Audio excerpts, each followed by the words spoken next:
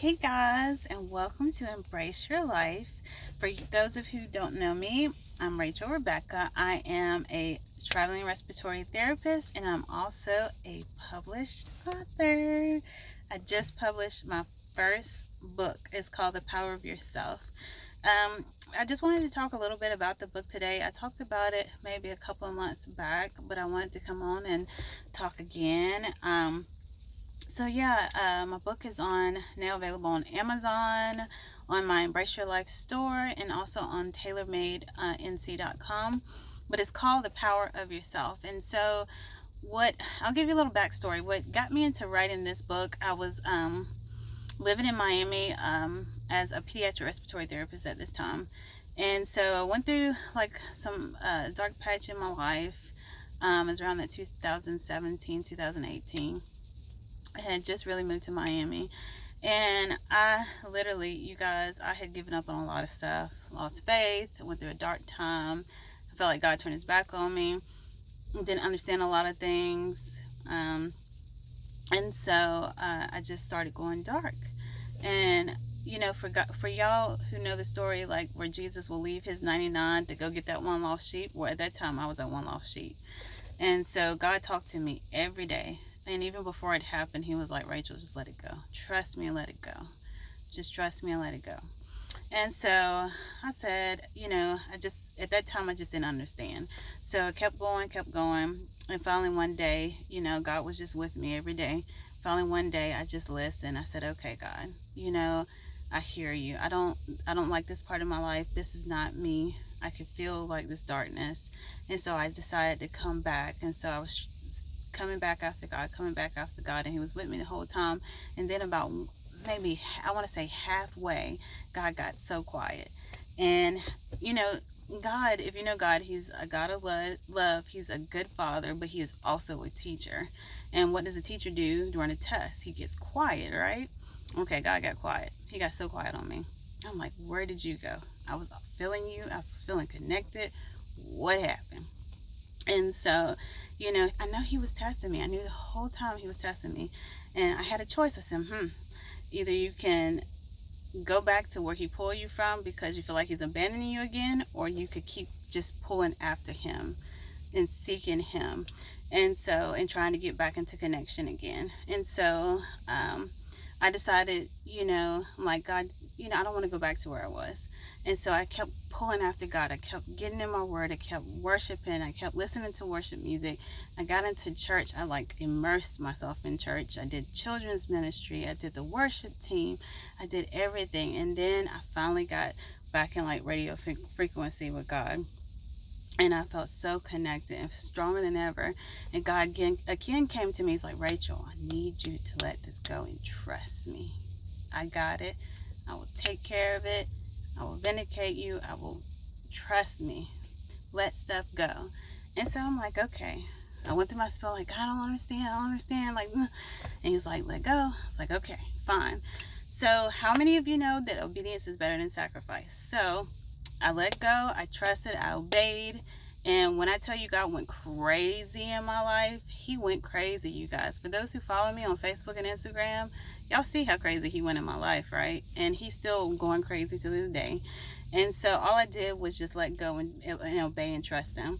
And so I was sitting, after I got out of this storm, I was sitting there, because I had a condo on the beach, and I said, okay, God, I don't want this to really happen to other people. I want to motivate people not to go where I was, to encourage them to not to stay at that pain, to encourage them that they're more than enough, they're valuable, so I said, so I started typing on my computer, and I really felt like it was God-led, because you guys, I hated to write.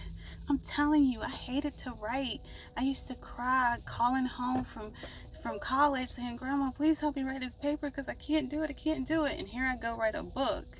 That was a man upstairs, you guys, because I hated to write.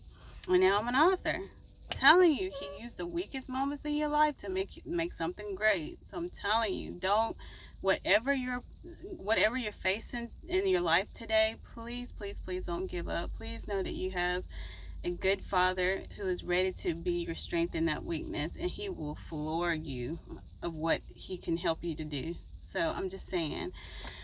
Uh, so I said, okay, for people, I want to help people who were going through what I went through, or had just recently got out of it, or before, or even try to get them before they get into it, to help them avoid to going to where I got to.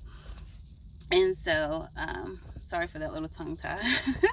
so I, so that's what my book is about. It's about knowing that is so much power in you, that you're a powerful person, but also knowing that you're a powerful person. Your power comes from somewhere, and it comes from a power source, and that power source is God.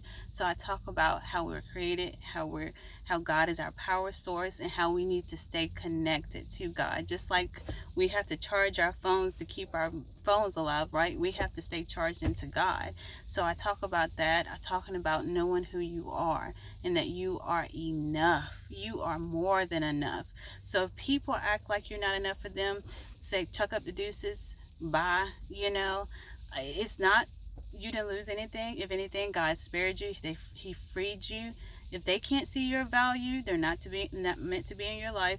Just kiss them goodbye. You have so much value, irregardless of what anybody says. And that's not just, it goes for relationships, it goes for work, it goes for friendships, it goes for anything, you guys. So remember that you are enough. No matter what anybody tells you, you are more than enough. Forget those people. You are enough. And I talk about how God made us, and when he made us, he looked at us. That's the first thing he said, this is good. So remember that when you go through something and somebody tries to make you feel like you're not enough, remember that God looked at me and said, Lord have mercy. She is good and he is good. And that is more than enough.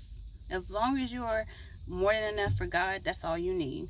And so I talk about how to, I had to learn that lesson, and how not to, be validated, let people validate you, but the only person that needs it, or the only spirit who needs to validate you, is God.